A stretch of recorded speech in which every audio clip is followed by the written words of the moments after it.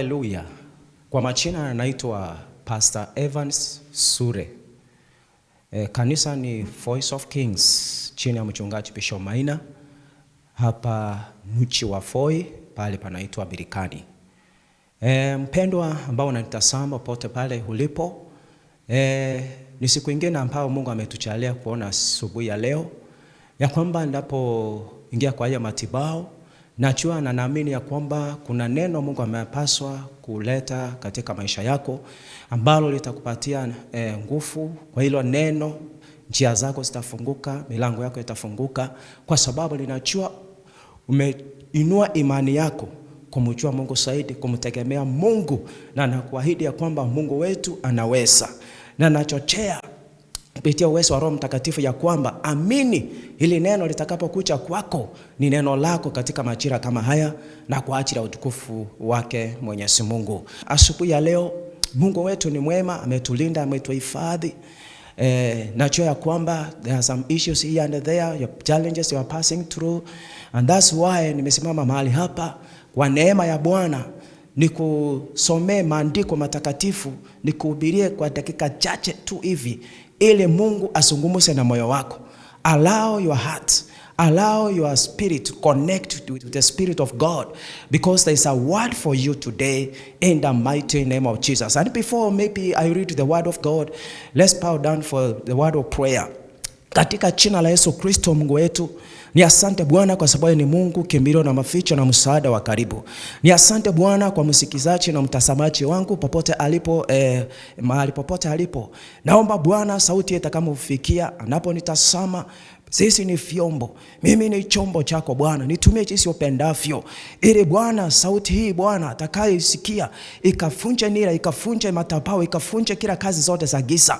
Na natangaza kwa jina la Yesu Kristo, aliye mgonjwa apone, aliye na matatizo mbalimbali akatatulike katika jina la Yesu Kristo. Baba, ninaomba neno hili likapate kibali machoni pako, na nikapate kibali machoni kwa hiyo mtazamaji wangu asubuhi ya leo katika jina la Yesu Kristo. Bwana, pokea sifa na utukufu kwa sababu wewe ni mwaminifu, na ni kwa jina la Yesu Baba tumeomba na kuamini. Asema amen popote ulipo. Na Mungu akubariki na kutende mema. Jesus is Lord. Our God is good. Mungu wetu ni mwema, Mungu wetu ni mwaminifu, na hakuna jambo linalomshinda. Anasema ya kwamba niiteni nanyi nitawaitikia. Haleluya. Tunaenda kumuita Bwana, tunaenda kumwaminia Bwana, na Mungu anaenda kutuitikia katika jina la Yesu Kristo. Pendo, asubuhi ya leo natamani nikwambie ya kwamba kwa kila majira na kwa kila season na kwa kila siku, kama vile mwangaza umeonekana. Tulikuwa katika kipindi cha usiku giza, na sasa tumeingia kwa kipindi kipya ambapo ni asubuhi. Ndivyo Biblia inasema ya kwamba rehema zake ni mpya kila asubuhi. His mercies are new every day. Kwa hivyo inamaanisha ya kwamba this morning, yaani asubuhi ya leo, rehema za Bwana ni mpya, na kupitia upya wa rehema za Bwana Mungu anaenda kufanya mambo mapya katika maisha yako. Mungu anaenda kukushughulikia kwa sababu rehema zake ni mpya. Mtu mmoja sema amina katika jina la Yesu Kristo. Acha nikusomee katika maandiko matakatifu kitabu cha 1 Corinthians 10 and number 13.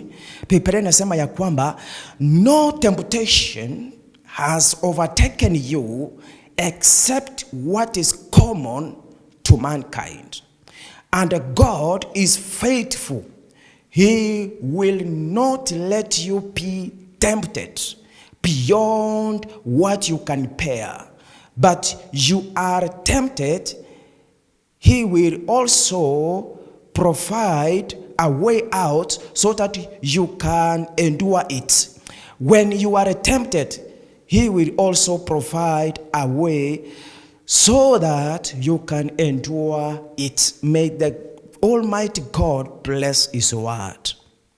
Asubuhi ya leo natamani niongee nawe, niko na ujumbe ambao unasema ya kwamba jinsi ya kushinda jaribu, jinsi ya kushinda majaribu, jinsi ya kushinda kila jaribu ambalo umelikumba ama ambalo uko nalo. Remember ama kumbuka hivi ya kwamba so long as umeokoka, So long as umeitwa na Bwana, so long as ulikiri Kristo ni Mwokozi katika maisha yako, hapo ndipo unapitia mitihani tofauti. Mitihani ambayo inakuja inakutia nguvu. The exams, the tests and the temptations, they come so that they can make you strong. Bwana Yesu asifiwe sana. Jaribu linapokuja haliji likuyumbishe likutoe kwa kusudi la Bwana, likutoe katika mpango wa Bwana. Jaribu linapokuja kama Mkristo ambao umeokoka, jua ya kwamba ni challenge, ni jaribu ambalo yapaswa ulipite ili uingie kwa baraka zako. There's no blessing without passing through a test. Bwana Yesu asifiwe sana. Si nikuambia hivi, nikukumbushe ya kwamba hakuna darasa ambalo nalipitia bila mtihani. Hivi naongea na mtu ambaye uko katika darasa. Hivi naongea na mtu ambaye ako katika mtihani. Hivi naongea na mtu ambaye akatika jaribu ambalo anaona kama ni nzito. Nimekuja kukuambia ya kwamba kwa hilo jaribu, ni jaribu ambalo napitia, ni mapito unaopitia ili Mungu aone imani yako kama imesimama ama imeyumba. Na ninakuombea kwa jina la Yesu, kupitia hilo jaribu ambalo nalipitia, Mungu akupe neema ya kushinda hilo jaribu. Mungu akupe neema ya kupita huo mtihani. Wacha Mungu akupe neema ili ukafike kusudi la Bwana, ukalifikie katika ile ng'ambo Mungu amekuwekea huko mbele, katika jina la Yesu Kristo.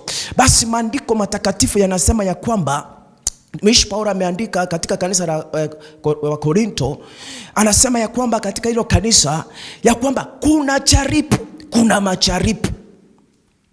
Na haya majaribu yanapokuja kwako, oh my God, haya majaribu, ili jaribu limepimwa. Alikuja hivi. The temptation didn't land on your situation accidentally. That means God knew it before God allowed it to come to you. There is a weighing machine. God analipima ya kwamba ili jaribu likiingia kwa Njeri atalishinda. La kwamba ili jaribu likiingia kwa Yohana atalishinda. Ili jaribu kuingia kwa Israel atalishinda. The temptation, trials and temptations, they are there to make you strong but not weak. Hallelujah. Na kuombea nguvu mpya ndani yako, na kuombea neema ya kushinda hilo jaribu katika jina. I don't know ni jaribu gani unalopitia. I don't know ni majira yapi unayopitia. Labda unapitia majira ambapo umekosa kazi. Umepitia majira ambapo ya kwamba kazi imeenda ghafla. The contract imeisha ghafla na umefutwa ghafla, hata ujui ni chanzo vipi, ni vipi ilikuaje mpaka ukaachishwa kazi. Hilo ni jaribu mpendwa.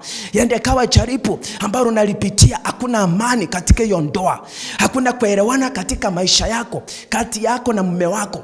There's no peace in that house. Hilo nalo ni jaribu. Licha ya kwamba umeomba, licha ya kwamba umefunga, bado unaona mambo haya ni kama ndio naongezeka. Hilo ni jaribu. Ni kipimo cha wokovu wako, ni kipimo cha imani yako. Ninakuja kukuambia kwamba shikilia imani, endelea kumwaminia Mungu, na lazima utashinda hilo jaribu, si kwa nguvu zako bali kwa neema yake Mwenyezi Mungu. Najua wengine wanapitia majaribu mengi. Watoto labda hamuelewani kwa nyumba, the rankles in the family, there's no peace. Wengine wanapitia jaribu la kulaaniwa na mashosho na makukaa, hata ni roho hakupendi, ni laana. Hiyo nyumba inakaa vituko, inakaa ni kama ni shetani aliweka kituo mahali pale. That is the season God wants to lift you from that attack, from that challenge, from that fire that you are in. This is a time and a season God is about to appear, and God is about to help you this morning in the mighty precious name of Jesus. Shout hallelujah. Basi nataka kukupatia vipengele muhimu ambazo zitaweza kukusaidia ili usimame katika pengo na kujua ya kwamba our God is so faithful that I'm going to be victorious. Even though I'm passing through fire, God is going to help me. God is going to elevate me. God is going to hold my hand and is going to shift me katika lilo lango atakalofungua, the escape door is about to be open for your life to be better again in the name of Jesus. Katika hilo jaribu usiinue kinywa cha kutusi, katika hilo jaribu usiinue kinywa cha kujibu maswali, katika hilo jaribu usiinue kinywa cha kuchipishana. Mungu anasema nikwambie ya kwamba katika hilo jaribu funga mdomo wako, Mungu akupiganie, Mungu aongee kwa niaba yako. Katika hilo jaribu ambalo unalopitia, shut up your mouth, let God speak on your behalf. Hallelujah. Wacha nisome nikukumbushe katika vipengele vichache tu katika ya maandiko matakatifu nimekusomea. No temptation has overtaken you except what is common to mankind. Nataka uchue hivi, hakuna jaribu linaloruhusiwa kuingia kwako except which is common, yani ni lile jaribu ambalo ni la kawaida. Kumaanisha ya kwamba kila ambacho unapitia ni cha kawaida. Cha kushangaza, kila mtu akuambie issues zake, utasema hata la kwangu ni bora. Kuna watu wanapitia mambo, mpendwa. Kuna watu wanapitia jaribu mzito. Kuna watu wanapitia vipindi vizito. Unaambia ya kwamba labda watu wakuambie wacha nikusaidie, nikubadilishie shida yangu, ni pepe yako. Na yeye akwambie hiyo shida, kabla cha kubadilishia utasema ile tu wacha nikana za kwangu, wacha nikana ya kwangu. Kwa hivyo kila mtu kuna mahali pake pa kuchezea. Kila mtu kuna mahali pake, kuna mshigo, kuna mambo fulani watu wanapitia. Kwa sababu hiyo Mungu alilipima hilo jaribu likakuja kwako. Na kwa sababu hiyo Mungu amesema, ama Biblia inasema ya kwamba hilo jaribu usilihesabu kuwa so special. Usihesabu hilo jaribu kuwa la juu sana, la kuwa so special. Biblia inasema ya kwamba hilo jaribu ujue ya kwamba ni la kawaida. You know, we can take that temptation to be so special. Naanza kusema hili la kwangu ni nzito. Kwa nini Mungu karuhusu? Kwa nini Mungu napitia haya? Kwa nini Mungu napitia moto huu? Kwa nini Mungu limeruhusu haya? Hilo ni jaribu ambalo ni la kawaida, ni vile tu limepimwa. Mbona ukuruhusu hili likamwingie mwingine? Mbona ukuruhusu hili jaribu likampata huyu, likampate huyu, likampate huyu? Hapana, Mungu hawezi kuruhusu likampate yule, kwa sababu aliona wewe ndio uko na capacity to handle. Kalabosheda. You have the capacity to handle. I feel like preaching now. You have the capacity, uko na uwezo wa kuhandle hayo machungu. Uko na uwezo wa kuhandle hayo matusi. Uko na uwezo ya kuhandle hayo madeni, hizo changamoto. You are that spiritual stamina.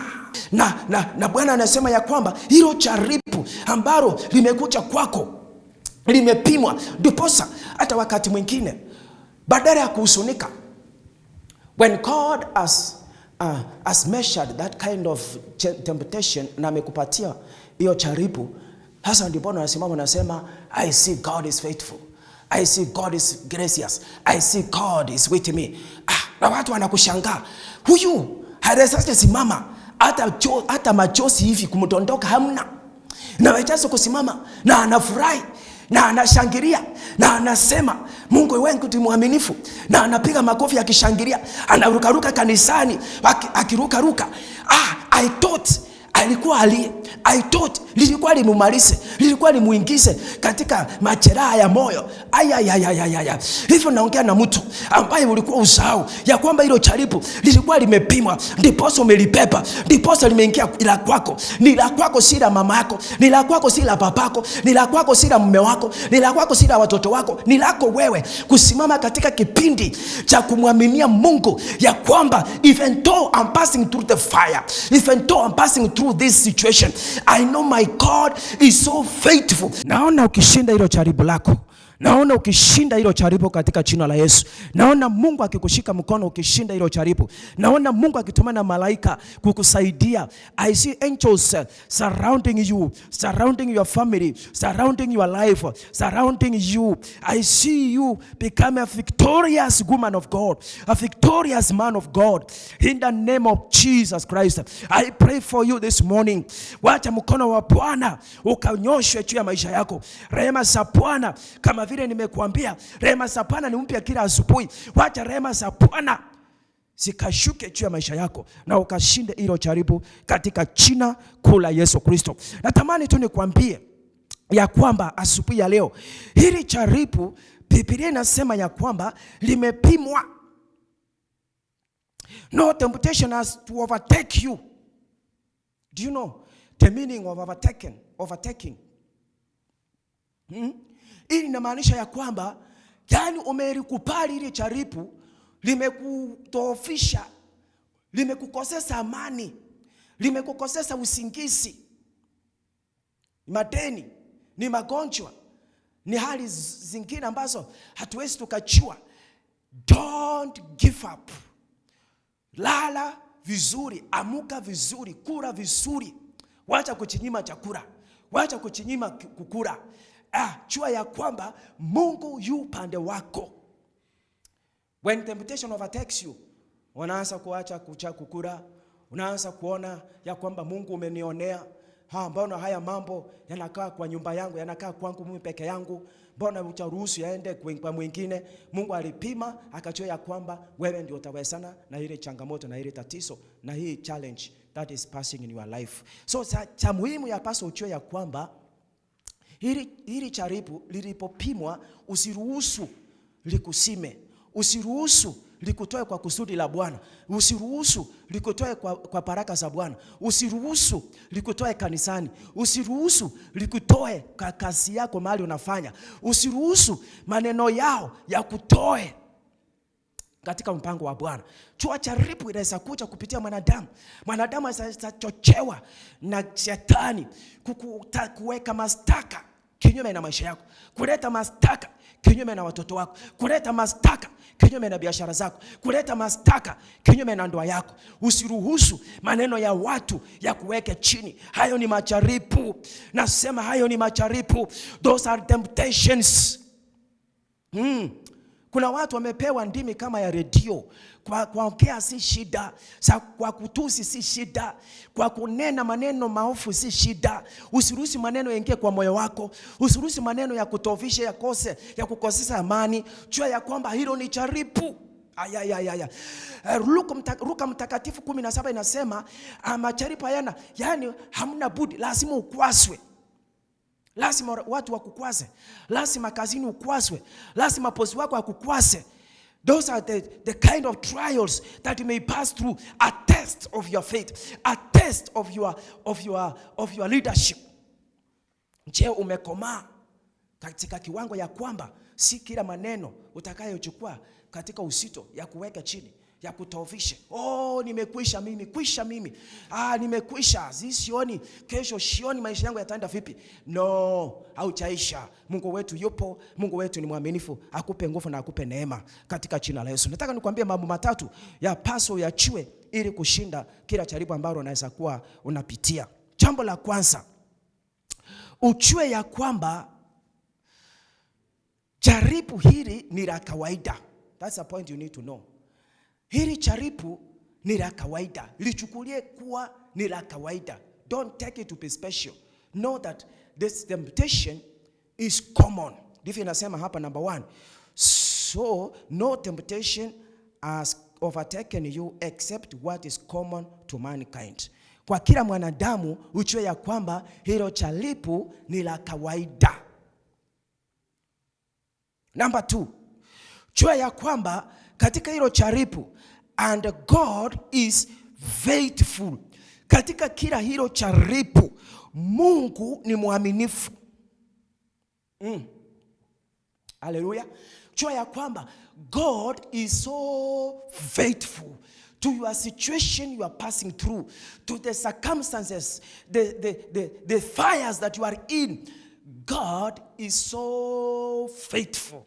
Hallelujah. Anasema ya kwamba katika kitabu cha Hebrews 13 and number 6, I say confidently that God is my helper. Hear me, hear me, hear me, my brethren, this morning. I say, Hebrews 13 number 6, nasema ya kwamba Mungu wangu ndiyo msaada wangu, ndiye kimbilio langu. My God is my helper. Then what can man do? Mwanadamu atanifanya nini? Si Mungu akupe neema ya kujua. Si Mungu akupe spiritual stamina that God is your helper. Hebrews 13 number 6. Ukisajua hivyo, that means when God is our helper, He is a faithful God. He will come and help us. He will come and help you. Wacha Mungu akusaidie. Wacha Mungu ashuke katika maisha yako, ili Mungu aingilie katika shughuli zako, katika hizo biashara. Hizo biashara hazitafungwa. Hizo biashara hazitapigwa munanda. Katika jina la Yesu. And God is our helper. I confidently say. Getamani nikusomee Hebrews 6. Hebrews 6. Hebrews 13 number 6. Hebrews 13 number 6. Wacha nikusomee hivi. Hebrews 13 number 6. So I say with confidence. Ninasema kwa ujasiri.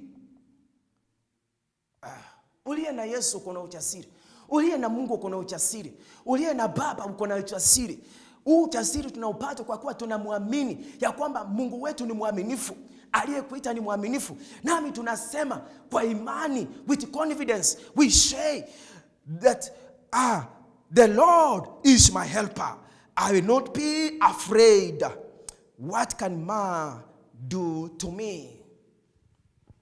Hautaogopa katika hilo jaribu, hautaogopa katika hayo majaribu. Mungu wetu ndiye msaada. Mungu wetu ndiye msaada maishani mwetu. Mungu wetu ndiye msaada. Ninakuombea ya kwamba Mungu akupe msaada, Mungu akupe neema, Mungu akupe nguvu, na usiogope, usisitasitike, maneno yao yasikuweke kwa uoga. Usifungwe jela ya uoga. Usifungwe jela ya kutaabika. Stand still and see the deliverance of God. Exodus 14 number 14. Simama imara na uone ukombozi wa Bwana katika hilo jaribu. Hallelujah. Hallelujah. So, jua ya kwamba number 2, that God is so faithful. And then another point number 3. Hapasa nikupatie vipengele kama 3. Number 3 nasema, He will not let you be tempted beyond what you can bear. That temptation, Mungu ataruhusu ya kumeze. Maji hayo galika sikumeze. Anachua jinsi atakavyo kusaidia katika jina la Yesu Kristo. So point number 3 ndio niko nayo, ni kuambia kwamba He will also provide a way out so that you can endure it. Yani Mungu atafanya njia. Hapa ndipo tunaimba ya kwamba najua Bwana atafanya njia, atatengeneza njia kwa ajili yangu. Yani hapo sasa ndipo tunainua viwango vya imani ya kwamba hata wakati napitia jaribu hili, hata wakati napitia maonevu haya, hata wakati napitia dhiki hizi, hata wakati napitia changamoto hizi, hata wakati napitia katika moto huu, ninajua, oh my God, oh my Father, oh my God, I pray for you this morning. Mungu anafanya njia. Mungu anatengeneza njia. Mungu anafanya njia pasipokuwa na njia. Haitajulikana kwa macho yako, haitajulikana kwa mwanadamu, lakini Mungu anapokujua, Mungu anapoona imani yako, Mungu anapoona vile unavyomtegemea, anafanya njia ya kutokelezea, anafungua mlango wa kutokelezea. Asubuhi ya leo na kuombea kwa jina la Yesu, Mungu afungue mlango hilo jaribu ukatokelezee. Utakapotokelezea kwa ile ng'ambo, watasema kweli Mungu anaishi, Kweli Mungu ni mwaminifu. Kweli Mungu anatenda. Kweli Mungu anafanya. Haleluya. Sasa Biblia inasema hivi, point namba 3 nilikuwa nakwambia hivi, ya kwamba God will make a way. Sikiza, Biblia inasema hivi, but when you are tempted, he will also provide a way out to so that you can endure it. Atafanya njia. That means atafungua mlango. May God open a door for you to escape that temptation, to escape that plan of enemy, in the name of Jesus Christ. Watasaona kama unikwisha umeisha. Hata watasaona kama nikwisha unaisha. Hata watasaona kama ni kama hapa inikwisha nimeisha. Lakini katika hiyo hali Mungu anafanya njia, anafungua mlango wa kutokelezea. Asikiza mpendwa, si wewe unatengeneza njia, si wewe unajitengenezea njia, si wewe unajifungulia mlango. Wewe uwezi. Kwa maneno yako uwezi, kwa nguvu zako uwezi, kwa ushawishi wako uwezi, kwa marafiki yako hawawezi, kwa unaowategemea hawawezi. Biblia inasema ya kwamba Mungu mwenyewe aliyeruhusu ili jaribu likuje kwako ndiye yule katika hilo jaribu. Sikiza, katika hilo jaribu, katika hayo mapito, katika hiyo hali, Mungu anafanya nini? Anafanya a way for you to escape that pain, that strategy, that plan of enemy. God will open a door for you in the name of Jesus Christ. Wacha Mungu afungue mlango sasa. Wacha Mungu afungue mlango wa kutokelezea katika jina la Yesu. Now, God will open a door for you when you allow him to lead you. Mungu anafungua mlango unapomkubali yeye akuongoze katika huo mlango ambao amefungua. Sio wewe uchiongoze. Sio wewe ujaribu kujisaidia. Sio wewe ujaribu kujipigania. Mungu mwenyewe akuongoze. Allow God to lead you. Hallelujah. Mkubali Mungu akuongoze. Kwa sababu ya nini? Anasema ya kwamba mimi Mungu nitafanya mlango, nitatengeneza mlango wa kutokelezea. Hatimaye kuna njia, hatimaye kuna mlango, hatimaye kuna mlango wa kutokelezea. Hilo ndilo paso unapaswa kulijua, ya kwamba there is a door for your escape. What you are passing through is not special. Nilikwambia hivyo. What you are passing through is not special, it is common. Na kwa hivyo hilo jaribu kwake Mwenyezi Mungu, wewe ukiliona ni nzito, kwake Mwenyezi Mungu ni kama manyoya ya kuku. Ni kama nyoya la kuku. Unaona vile nyoya linapeperushwa na upepo? Ndivyo kwake Mungu ni kama unyoya la kuku. Ni nyoya tu inapeperushwa. Wewe kati yako ukiona ni nzito, kwake Mungu anaona. Kwake Mungu ni kitu rahisi. Ni jambo huwa ni rahisi. Ni sisi wanadamu tunaona ni ngumu, lakini kwake Mungu it is so easy. It is within us a twinkle of an eye. Mambo yanafunguka. Njia zinafunguka. Maisha yanafunguka. Milango inafunguka. Vumilia katika hiyo hali. Mungu ako karibu kukucha. Mungu ako karibu kufungua mlango. Mungu ako karibu kukutetea. Mungu ako karibu kuingia katika hiyo hali, katika jina la Yesu Kristo, in the name of Jesus Christ.